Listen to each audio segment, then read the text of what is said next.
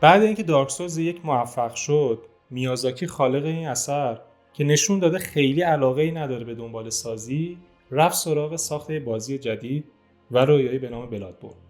اما شرکت فرام سافر و ناشر بازی یعنی بندای نامکو برخلاف میازاکی خیلی علاقه‌ای نداشتن که بیخیال سری سولز بشن. به خاطر همین استارت دارک سولز 2 سریعا بعد دارک سولز 1 خورد و حتی قبل عرضه دارک سولز 2 پیش تولید دارک سولز 3 رو شروع کرد. ولی مثل دارک سولز 2 پیش تولید دارک سولز 3 هم خیلی خوب پیش نرفت. طوری شد که 1 سال قبل عرضه بلادبورن رئیس فرام سافر رفت سراغ میازاکی و بهش گفت که بیا دوباره خودت سکان این بازی رو به دست بگیر. میازاکی هم این کار رو قبول کرد و نتیجهش با اینکه بازی خوب شد ولی اثری شد که شاید بتونیم اونو ضعیف‌ترین بازی سولز بدونیم. با من پوریا صادقی همراه باشین تا این موضوع رو عمیق‌تر بررسی کنیم.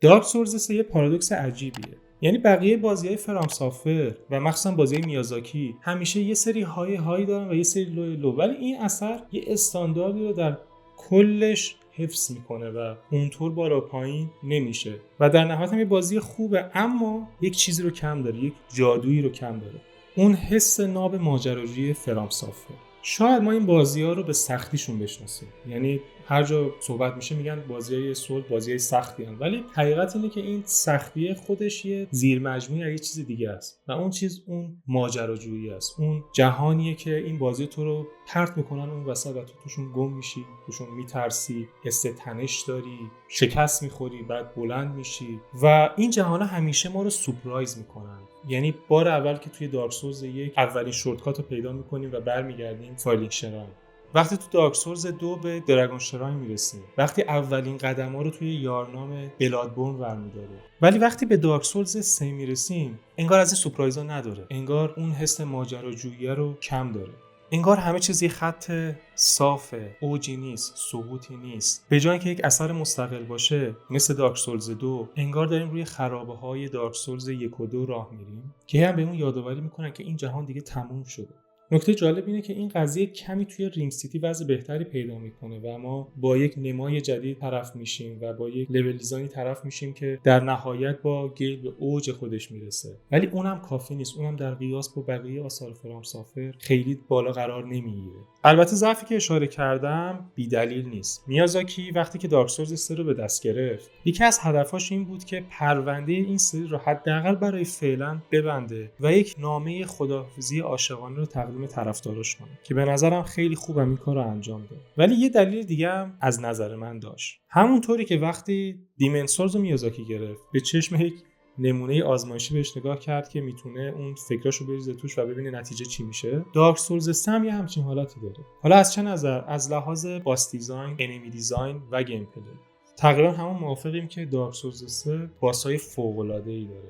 با اینکه خیلی باساش شوالیه‌های شمشیر آتشینن، ولی ما می‌بینیم که این کیفیت این باسا حتی تو خود بازی هم باس به باس کیفیت‌ها بالاتر میره که ما دیگه توی DLC و با گی به اوج این میرسیم. و البته نتیجهش هم در آثار بعدی میازاکی یعنی سکیرو و الدرین می‌بینیم که توی این موضوع فوق‌العاده. اما خب این تمرکز رو بحث انمی و باس و گیم پلی باعث شده که انگار از اون طراحی مرحله سورپرایز کننده فوق‌العاده کمی اثر دور بشه و همونطوری که گفتم تو این نکته ضعیف ظاهر بشه. یه دلیل دیگه هم بخوام بهش اشاره کنم اینه که دارک سولز 3 خیلی روی پایه‌های بلادبورن ساخته شد. حالا شاید هم دلیلش همینه که خیلی سریع و نزدیک به هم بودن. ما می‌بینیم اون فضای رنگی بلادبورن که خب توی بلادبورن نشسته بود، اون فضای گاتیک فوق‌العاده‌اش اومده توی دارک سولز 3 و اینجا به نظرم ننشسته و بیروح کرده بازی رو. و همینطور بلادبورن توی طراحی مناطق بیرون از شهرش کمی ضعیف بود که اونم دوباره منتقل شده به دارک سولز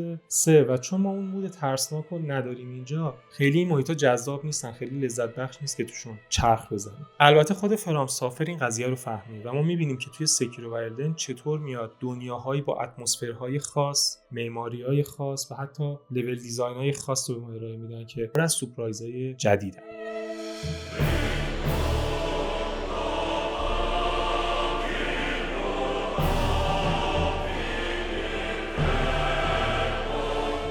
داستان دارک سولز 3 چیه؟ داستان اربابان سیندری که یک بار آتش رو روشن کردن و حالا که داره آتش دوباره خاموش میشه به زور زنده شدن و اونا دیگه دوست ندارن این کار انجام بدن. و در نهایت هم خود بازی میگه که شاید بعد بذاریم آتش خاموش بشه و جهان جدیدی به وجود بیاد، حتی اگه اون جهان تاریک و ترسناک باشه.